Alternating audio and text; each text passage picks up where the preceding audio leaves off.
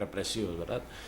Pero bueno, nosotros entendemos también que un conflicto de 50 años con tanta violencia, con tanta muerte también, por los dos bandos, porque algunos siempre intentan escenificar que solo hay muerte en un bando, pero ha habido muerte en los dos bandos y ha habido sufrimiento en los dos bandos. Nosotros entendemos y sabemos que en Europa también cierta parte lo entiende así. Es una oportunidad histórica para superar el último conflicto que queda en Europa. La de Irlanda ya se superó, ya va por cauces políticos, democráticos. Es la del País Vasco el último conflicto que queda, conflicto armado, y en Europa hay cada vez más corrientes que dicen que esta coyuntura hay que aprovecharla, hay que superar ese conflicto armado.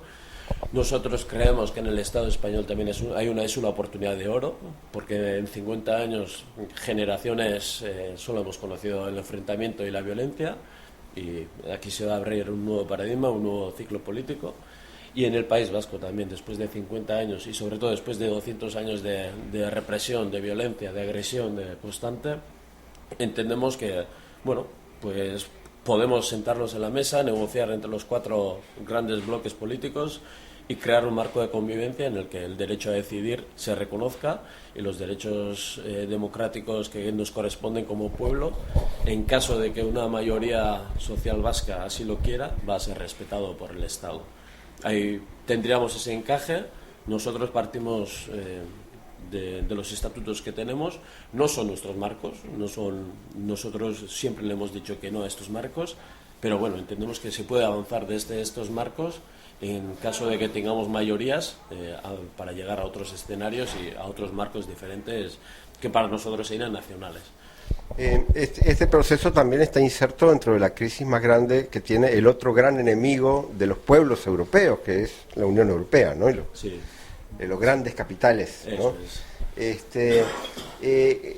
¿Cómo ven? Porque además está todo como muy interrelacionado. El mismo futuro de España depende mucho de lo que pase con toda esa crisis. ¿Cómo ven ustedes? Sí, para nosotros la Unión Europea, es verdad también, nosotros estamos en Europa, entonces el marco de actuación nuestro es Europa y es difícil imaginar una Europa sin la Unión Europea también. Nosotros no creemos mucho en esta Unión Europea porque es capitalista, es usurera. Se hablaba de la Europa de los pueblos. Eso es una Europa de los pueblos y creemos que cada vez hay más condiciones para esa Europa de los pueblos, porque después de la independencia unilateral de Kosovo, que Estados Unidos por intereses geopolíticos lo concedió, abrió la caja de Pandora también, digamos. Entonces el independentismo se ha reforzado mucho en Europa.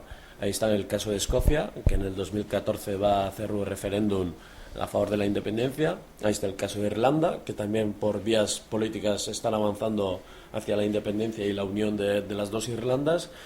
Ahí está el caso de Cataluña y del País Vasco, que cada vez hay más independentistas y vemos que el Estado español no tiene oferta política que ofrecernos. Ahí está el caso de Flandria y así otros muchos países y muchas naciones oprimidas que se está dando un despertar en ese sentido y nosotros creemos que de ahí sí puede venir un cambio importante. Por otro lado, como decíais, la Unión Europea en sí es una Europa débil. No tiene materias primas, no tiene petróleo, no tiene gas, es importador siempre de Argelia, de Rusia. Entonces, Europa es usurera. Europa ha expoliado y se aprovecha de lo que ha expoliado de ese imperialismo.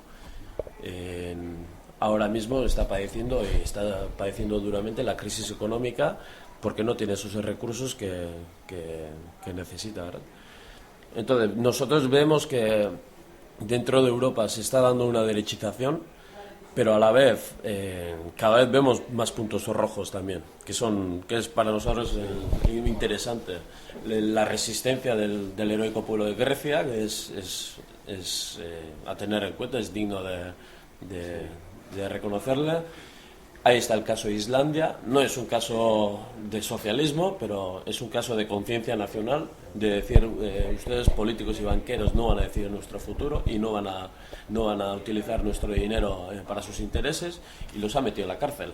Hay políticos y banqueros que están en la cárcel en Islandia por haber hecho mal uso de sus obligaciones.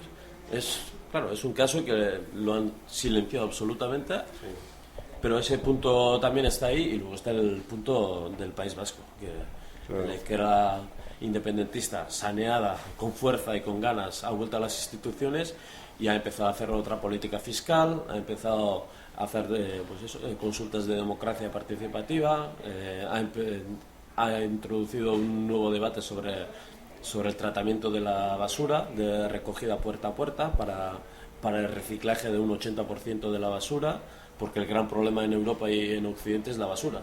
Es la mierda que creamos, porque toda esa cosmética y todo ese capitalismo y todo ese consumo hace que haya plástico y hace que haya que hay que abordar esa cuestión.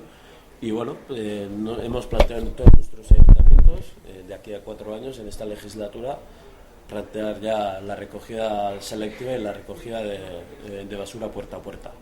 Yo leí el otro día que había una huelga también, y que el mismo sindicato Abertzale se había sumado. Eso es. No, la huelga sale de los sindicatos vascos. Sale de ahí. Sí, es la cuarta huelga que en el País Vasco se hace, la cuarta huelga general, desde que se empezó con la crisis del 2007. En el Estado español se ha hecho una huelga y ahora, para el 29 de marzo, las dos sindicales más importantes del País Vasco, ELA y LAB, las dos nacionalistas, hicieron la convocatoria de huelga. Se sumaron los sindicatos de Galicia y de Cataluña, y junto con ellos se han sumado también los dos sindicatos más importantes del Estado español, que son Comisiones y UGT, y por primera vez en el País Vasco, por primera vez en 20 años o más, no me acuerdo exactamente, otra vez los cuatro sindicatos más importantes van a hacer una huelga el mismo día, que creemos que va a ser muy importante, y va a ser una huelga masiva en ese sentido. Y esa huelga también va directamente contra el recorte de derechos, contra la Europa del capital. ¿Y cómo ven ustedes todo este movimiento de los indignados? ¿Cómo se ven desde el País Vasco? Para nosotros, desde luego, el movimiento de los indignados fue una bocanada de aire fresco que venía de Madrid, porque, digamos, el movimiento social y el movimiento político, aparte a la Izquierda Unida y del Partido Comunista, ha sido muy débil. Siempre han estado muy fragmentados, peleándose entre sí. Y el ver la Plaza del Sol ocupado por gente que...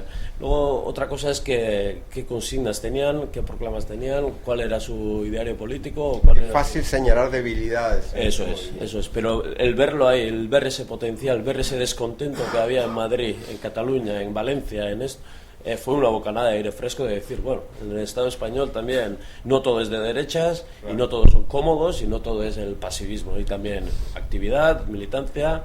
Lo que pasa es que eso tiene como un diente de sierra, tiene sus altibajos, y ahora el movimiento 15M está en un momento bajo. Está en un momento bajo, y además al volver la derecha del Partido Popular con una mayoría absoluta, están haciendo todo lo posible para que siga abajo. La represión se ha fortalecido, la represión contra ellos se ha ahondado todavía más, y no les deja levantar cabeza, porque el PP también es consciente de que con toda la crisis que padece, la crisis económica, el dejar ahora un 15M que haga su política también se le puede ir de las manos. Entonces, se está cayendo esto también, la cortina de humo de que solo la violencia lo es.